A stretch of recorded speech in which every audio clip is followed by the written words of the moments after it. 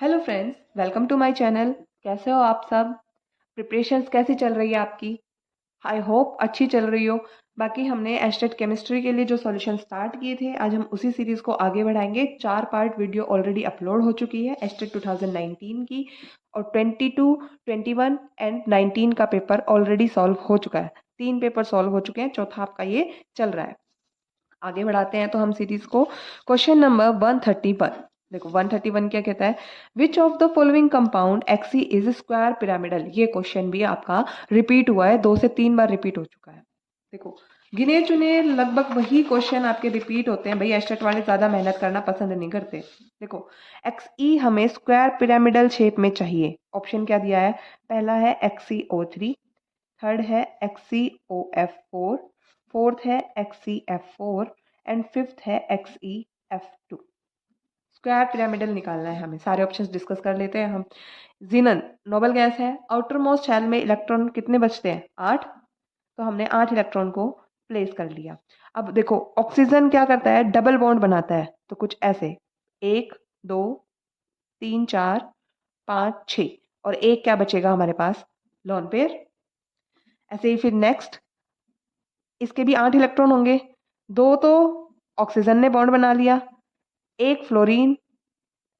1 2 3 4 5 and 6 bond बन गए। बच गए 2 इलेक्ट्रॉन, और ये बन गए लोन पेयर। ऐसे ही फिर नेक्स्ट एक्सी, 4 इलेक्ट्रॉन ने तो बॉन्ड बना लिए F4 के साथ। 2 क्या बच गए? Lone pair. टोटल 8 इलेक्ट्रॉन की बॉन्डिंग कंप्लीट करवानी है हमें। देखो 1 2 3 4 5 6 7 एंड 8 इलेक्ट्रॉन। ऐसे ही फिर नेक्स्ट, यहाँ पे मैंने 2 F ने बॉन्ड बना लिए, 2 इलेक्ट्रॉन कंबाइन हो गए। ये 3 4 5 6 और ये 7 8। अब हमसे क्या पूछिए? शेप पूछिए। तो शेप में हम लोन पेयर को कंसिडर नहीं करते। ये क्या है? मेरी शीशो शेप है, राइट। ये क्या है मेरी? देखो स्क्वायर। और ये एक क्या है? Pyramid, square pyramidal. हमसे यही पूछा था कौन से कॉम्प्लेक्स में स्क्वायर पिरामिडल शेप है। तो XeOF4 में स्क्वायर पिरामिडल है। ऑप्शन नंबर 2 मेरा करेक्ट आंसर है। बाकी भी देख लो, ये क्या है? एक स्क्वायर प्लेनर। ये क्या है? Linear geometry. ठीक है। सो ऑप्शन नंबर 2 मेरा क्या है? इसका करेक्ट आंसर है। अगले क्वेश्चन पे मूव करते हैं। Question number 132। Again chemical bonding से क्वेश्चन है, वही ज्योमेट्री पूछी है इसने, सॉरी शेप पूछी है। The shape of S4 molecule is. S4 oxygen family का मेंबर है, सल्फर। आउटर मोस्ट शेल में इलेक्ट्रॉन कितने होते हैं इसके पास? 6 इलेक्ट्रॉन होते हैं। 4 तो ये ऐसे फ्लोरीन के साथ बॉन्ड बना लेगा, और एक क्या बचेगा हमारे पास? Lone pair. तो कैसी ज्योमेट्री आ गई? सॉरी शेप आ गई इसकी। इसकी शेप आएगी टेट्राहेड्रल। नहीं है ये, टेट्राहेड्रल होता तो 4 बॉन्ड बनाता, लोन पेयर नहीं बचता। स्क्वायर प्लेनर भी नहीं है ये, सीशो शेप है इसकी। कैसी है ये? सीशो शेप रखता है। सो ऑप्शन नंबर 3 मेरा इसका क्या है? Correct answer. मूव करते हैं अगले क्वेश्चन पे। Question number 113। 113 क्या कहता है? When 6 gram of ethanoic acid is dissolve in 200 gram of benzene, then what is the molality of the solution. देखो हमें क्या दिया है? इथेनॉइक एसिड, इसको 6 ग्राम हमने डिसॉल्व किया है बेंजीन में, और बेंजीन का कितना? 200 ग्राम। और हमसे पूछा है molality of the solution, right. ये पूछा गया है हमसे। इथेनोइक एसिड क्या होता है? CH3COOH। ये क्या है? Ethanoic acid. बेंजीन मतलब C6H6। और मोलैलिटी, मोलैलिटी क्या होता है? Number of moles of solute dissolve dissolve in 1000 gram of solvent. या फिर बोले अगर ग्राम में दिया है तो यहाँ पे आ जाएगा मेरा मास ऑफ सॉल्वेंट। अगर ग्राम में है तो हम मल्टीप्लाई कर देंगे किससे? 1000 से, राइट। तो हमें क्या निकालने होंगे? सॉल्यूट यानी इथेनोइक एसिड, सॉल्वेंट यानी कि हमारा क्या है? बेंजीन। नंबर ऑफ मोल्स निकालने पड़ेंगे। नंबर ऑफ मोल्स क्या होता है? नंबर ऑफ मोल्स मेरा होता है given mass of ethanoic acid divided by molar mass. Given कितना है? 6 ग्राम। मोलिकुलर मास हम यहाँ से कैलकुलेट कर लेंगे। ये सीधा सा देखें तो क्या होएगा? H4O2, कार्बन 12 होता है मास इंटू 2, प्लस हाइड्रोजन का 1 प्लस ऑक्सीजन का 16 इंटू 2। जब इसको कैलकुलेट करोगे तो आएगा कितना 60। तो 6 ग्राम डिवाइडेड बाई 60 ग्राम कितना आ जाएगा मेरा 0.1। नंबर ऑफ मोल्स कितने आ गए 0.1 मोल आ गए। नंबर ऑफ मोल मुझे पता है, मास मेरा गिवन है कितना 200 ग्राम है, तो रख दो फॉर्मूले में। मोलैरिटी क्या हो जाएगी 0.1 moles divided by 200 gram into 1000। 200 से 1000 कैंसिल हो जाएगा, कितना आ जाएगा 5। ये आ गया 0.5 मोलर। राइट, ऑप्शन नंबर देखो। अब ऑप्शन नंबर 2 मेरा क्या है इसका करेक्ट आंसर। कोई डाउट है इस क्वेश्चन में? इजी था, सिर्फ नंबर ऑफ मोल्स कैलकुलेट करके आपको फॉर्मूले में पुट कर देने थे। ऑप्शन नंबर सेकंड मेरा इसका करेक्ट आंसर है। Move to the next question. Question number 134। 134 क्या कहता है, the principal emulsifying agent for OW emulsion. OW मतलब ऑयल वाटर इमल्शन इज। क्या होता है प्रिंसिपल इसका? भाई ये तो सीधा क्रैम करना है। प्रिंसिपल क्या होगा इसका, natural and synthetic shock. Option number third इसका करेक्ट आंसर होगा। Next question number 135। 135 क्या कहता है, correct order of acidity. Acidity का करेक्ट ऑर्डर निकालना है। ऑप्शंस लिख लेते हैं। हमें दिया है CH3COOH ethanoic acid, HCOOH formic acid, और CnCH2COOH साइनाइड ग्रुप लगा दिया इसमें। यहाँ नेक्स्ट है CF3COOH। इनमें हमें एसिडिटी का ऑर्डर निकालना है। एसिडिटी क्या होती है, H पॉजिटिव आयन को लूज करने की टेंडेंसी। मतलब ये सारे के सारे एसिड अपना H पॉजिटिव आयन लूज कर देंगे। कौन सा, H जो कि ज्यादा एसिडिक होता है। कार्बोक्सिलिक ग्रुप का एसिडिक ज्यादा एसिडिक होता है। तो यहाँ से मैंने जैसे ही H पॉजिटिव निकाला, मेरे पास बन गया CH3COO negative. Same formic acid से भी H पॉजिटिव निकाल दो, निकालो HCOO नेगेटिव बचेगा। यहाँ से भी निकाल दिया मैंने H पॉजिटिव, क्या बचेगा साइनाइड CH2, और ये C double bond O negative group. यहाँ से भी निकाल दिया, बचेगा क्या CF3COO नेगेटिव। ठीक है, सबके हमने H पॉजिटिव आयन निकाल दिए, क्योंकि अगर हमें एसिडिटी निकालनी है तो H पॉजिटिव लूज करने के बाद जो ज़्यादा स्टेबल होगा वो ज़्यादा एसिडिक होगा। अब देखो यहाँ पे क्या है, एक लगा है मेरा CH3 ग्रुप, जो कि क्या होता है इलेक्ट्रॉन रिलीजिंग ग्रुप। यहाँ पे तो कोई ग्रुप है ही नहीं। यहाँ पे क्या है साइनाइड। साइनाइड कैसा होता है इलेक्ट्रॉन विड्रॉइंग ग्रुप, बिकॉज ये क्या होता है C ट्रिपल बॉन्ड N, और ये इलेक्ट्रोनेगेटिविटी की वजह से अपनी तरफ इलेक्ट्रॉन को विड्रॉ करता है, इलेक्ट्रॉन विड्रॉइंग ग्रुप है। ये क्या है, तीन तीन फ्लोरीन ग्रुप लगे हैं। यहाँ पे क्या है, 3 इलेक्ट्रॉन विड्रॉइंग ग्रुप। फ्लोरीन क्या होता है इलेक्ट्रोनेगेटिव होता है। और ये देखो इंडक्टिव इफेक्ट क्या कहता है, ये कार्बन से जस्ट नेक्स्ट कार्बन पे अटैच है। राइट, यहाँ पे देखो ये एक कार्बन, फिर दूसरा, फिर जाके हमारा ग्रुप अटैच है। बात तो वही है सेम, बट फ्लोरीन का क्या है इलेक्ट्रोनेगेटिविटी ज्यादा है, ज्यादा इलेक्ट्रॉन्स को अपनी तरफ पुल कर लेगा। ओके, तो मेरी सबसे ज्यादा एसिडिटी होगी CF3COOH की सबसे ज्यादा होगी। देन साइनाइड इलेक्ट्रॉन विड्रॉइंग है, इसकी होगी COOH। फिर ये तो इलेक्ट्रॉन विड्रॉइंग रिलीजिंग है सॉरी, और यहाँ पे कोई ग्रुप ही नहीं है, तो सब फिर उससे ज़्यादा होगी COH की। और सबसे कम मेरी एसिडिटी होगी CH3COOH इथेनॉइक एसिड की। राइट, तो ऑर्डर चेक करते हैं। देखो यहाँ पे सबसे ज़्यादा तो इसने इसकी बताई है, गलत है, इसकी तो सबसे कम होगी। नेक्स्ट ठीक है, ये वाला फ्लोरीन वाला सबसे ज़्यादा होगा, बट यहाँ पे इसकी भी ज़्यादा होगी, लेकिन यहाँ पे ये उल्टा कर दिया तो गलत हो गया ये भी। नेक्स्ट साइनाइड वाले की ज्यादा बताइए, गलत है। ऑप्शन नंबर 4 मेरा क्या है इसका correct answer.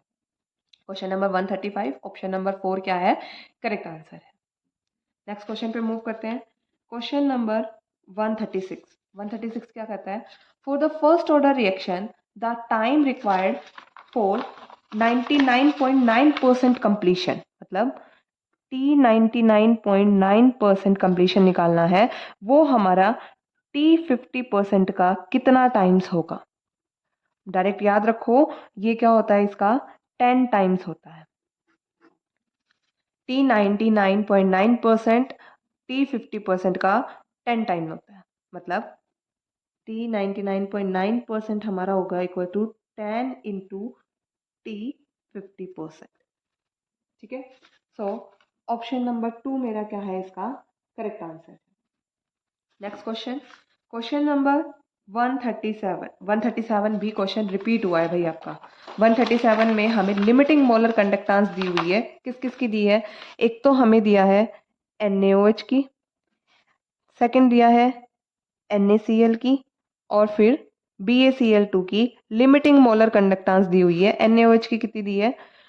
248.1 into 10 to the power -4, then 126.5 into 10 to the power -4, और फिर 280 into 10 to the power -4। Unit सबकी सेम है, siemens metre square mole inverse. Limiting molar conductance की वैल्यू दी है और हमसे पूछी है बेरियम हाइड्रोक्साइड की लिमिटिंग मोलर कंडक्टेंस पूछी है। कोलराश लॉ का क्वेश्चन है इलेक्ट्रोकेमिस्ट्री से। क्या करेंगे? देखो पहले तो आयंस में इस रिएक्शन को ब्रेक कर लो। NaOH मतलब टूटेगा किसमें? Na पॉजिटिव में, OH नेगेटिव में। ऐसे ही देन NaCl है, NaCl मेरा टूटेगा Na पॉजिटिव और Cl नेगेटिव में। BaCl2 जो है वो टूटेगा Ba2 पॉजिटिव और साथ में 2Cl नेगेटिव में। ठीक है, मुझे बनाना क्या है? बेरियम हाइड्रोक्साइड, मतलब मुझे बेरियम के चाहिए, बेरियम 2 पॉजिटिव एक चाहिए और साथ में 2OH नेगेटिव चाहिए। तो इसको मैंने नाम दिया रिएक्शन 1, इसको 2, इसको 3। तो बेरियम हाइड्रोक्साइड मुझे चाहिए तो मैंने रिएक्शन 3 ले ली, एक तो एक ही मोल चाहिए। साथ में मुझे चाहिए 2 हाइड्रोक्साइड, मतलब पहली रिएक्शन में है ना हाइड्रोक्साइड, मतलब 2 से मल्टीप्लाई कर देंगे हम रिएक्शन 1 को। और देखो 2 से मल्टीप्लाई करा तो 2 सोडियम भी आएंगे, लेकिन हमें सोडियम नहीं चाहिए, तो हम माइनस कर देंगे, minus of twice of reaction 2। ठीक है, अब इन वैल्यूज को इसमें रख दो। थर्ड मतलब हमारी ये value 280 into 10 to the power -4 plus multiply करेंगे 2 से reaction 1, 248.1 into 10 to the power -4 minus twice of second मतलब 126.5 इंटू 10 टू द पावर -4। और इसको सॉल्व कर लेंगे, इजी कैलकुलेशन है। 10 टू द पावर -4 मैंने सारों में से कॉमन ले लिया, यहाँ बचेगा 280 और यहाँ 248 को जब हम मल्टीप्लाई कर लेंगे 2 से तो हमारा आएगा 496.2 और माइनस 126.5 मल्टीप्लाई बाई 2 करेंगे तो आएगा हमारा 253। और इसको कैलकुलेट कर लेना, आएगा 523.8 इंटू 10 टू द पावर -4। ये क्या होगा मेरा correct answer. So option number मेरा सेकंड क्या है करेक्ट आंसर है। ठीक है, अगले क्वेश्चन पे मूव करो। Question number 138। देखो क्वेश्चन नंबर 138 क्या कहता है? The molar solubility of nickel hydroxide NiOH twice in 0.10 molar NaOH when ionic product of NiOH twice is this। हमें क्या निकालना है? सोल्युबिलिटी प्रोडक्ट निकालना है 138। देखो 138 में जब हम सोल्युबिलिटी प्रोडक्ट निकालेंगे हमें रिएक्शन दी है निकेल हाइड्रोक्साइड की, राइट? NiOH ट्वाइस, ये क्या करेगा जब हम इसकी डिकम्पोजिशन रिएक्शन लिखेंगे? Ni2 पॉजिटिव और साथ में बनाएगा 2OH नेगेटिव आयन, राइट? अब इसमें देखो मैंने मान लिया इसकी सोल्युबिलिटी प्रोडक्ट है 1 S। इनिशियली जब ये डिकम्पोज नहीं होगा तो 0, राइट? इनिशियल, और जब ये डिकम्पोज होना स्टार्ट हो जाएगा, सोल्यूबल होना स्टार्ट हो जाएगा, तो मेरी सोल्युबिलिटी चेंज होकर यहाँ क्या हो जाएगी? S, और यहाँ क्या हो जाएगी? 2S कोफिशिएंट के अकॉर्डिंग। बट इसने देखो ट्विस्ट क्या दिया है, इसने NaOH ऑलरेडी उसमें डाला है, मतलब कुछ ना कुछ OH आयन की कंसेंट्रेशन उसमें ऑलरेडी है। यहाँ पे भी OH है, NaOH में भी OH है, कितना है? 0.10 मोलर। तो मेरी टोटल इसकी सोल्युबिलिटी प्रोडक्ट में कंसेंट्रेशन मुझे कितनी लेनी पड़ेगी? 2S plus 0.10, right? तो इसको सॉल्व करते हैं आगे। KSP क्या होता है? सोल्युबिलिटी प्रोडक्ट मेरा इक्वल हो जाएगा S raise to the power its coefficient, coefficient 1 ही है, then 2S plus 0.10 raise to the power its coefficient, coefficient कितना है? 2। सोल्युबिलिटी मुझे दी हुई है, कितनी दी है? 2 इंटू 10 टू द पावर -15, और यहाँ पे मेरी S अब देखो ये 2s है और ये 0.10 है, सोल्युबिलिटी प्रोडक्ट तो मेरा बहुत ज़्यादा कम होता है ना, तो s is very very very less than of 0.1, तो हम sorry 2s is very very less than 0.1, तो हम 2s को यहाँ से नेग्लेक्ट कर देंगे और बचेगा क्या हमारा 0.1 का स्क्वायर। ठीक है, इसको सॉल्व कर लो। 2 इंटू 10⁻⁻15, भाई इसको आगे क्वाड्रेटिक इक्वेशन सॉल्व करके भी आप कर सकते हो, यहाँ से क्वाड्रेटिक बनेगी, फिर ये रेज टू द पावर 3 आ जाएगी, तो इसको सॉल्व करना आगे जाके काफ़ी डिफिकल्ट हो जाएगा, तो यहीं से नेगलेक्ट करके चलो, इजी पड़ेगा क्वेश्चन। देखो यहाँ से क्या हो जाएगा, s इंटू ये क्या 10⁻⁻1 लिख सकती हो ना, raise to the power 2, solve कर लो इधर 10⁻⁻15, ये डिवाइड में आ जाएगा 10⁻⁻2 इक्वल्स टू s की वैल्यू मेरी आ जाएगी 2 इंटू 10⁻⁻30। ये क्या है मेरा इसका correct answer. So option number 3 मेरा इसका करेक्ट आंसर है। अगले क्वेश्चन पे मूव करते हैं। Question number 139। 139 क्या कहता है, miss alloy consist of 95% of which of the following metal.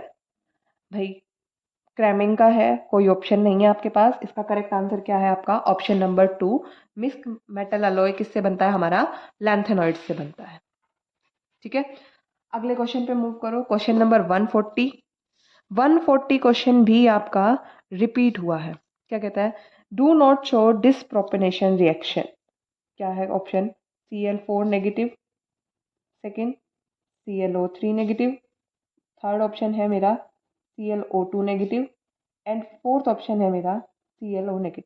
आज का ये लास्ट क्वेश्चन है, अच्छे से करना, ये भी रिपीट हुआ है आपका क्वेश्चन, और चैनल को लाइक शेयर और सब्सक्राइब ज़रूर करना। ठीक है, देखो डिसप्रोपेनेशन रिएक्शन कौन सा स्पीसीज नहीं देगा, जिस स्पीसीज की, ये याद रखो, जिसकी हाईएस्ट ऑक्सीडेशन स्टेट होगी, हाईएस्ट ऑक्सीडेशन स्टेट होगी, जो हाईएस्ट ही दिखा दिया तो उससे हाई फिर इलेक्ट्रॉन दे नहीं सकता ना वो। और डिसप्रोपेनेशन का मतलब क्या होता है, जो अपनी वैलेंसी को वेरी करेगा, जब पहले ही हाईएस्ट ऑक्सीडेशन स्टेट में है और ज़्यादा इलेक्ट्रॉन दे नहीं सकता, रिडक्शन शो नहीं कर सकता या ऑक्सीडेशन शो नहीं कर सकता, तो वहाँ डिसप्रोपेनेशन रिएक्शन नहीं होगी हमारी। तो देखो ऑक्सीडेशन स्टेट कैलकुलेट करो, यहाँ पे क्लोरीन का मैंने मान लिया x, ऑक्सीजन कितना होता है मेरा -2 होता है, -2 इंटू 4, ओवरऑल चार्ज कितना है -1, तो मेरी x की वैल्यू क्या आ जाएगी, -1 और ये +8, ऑक्सीडेशन स्टेट आ गई +7।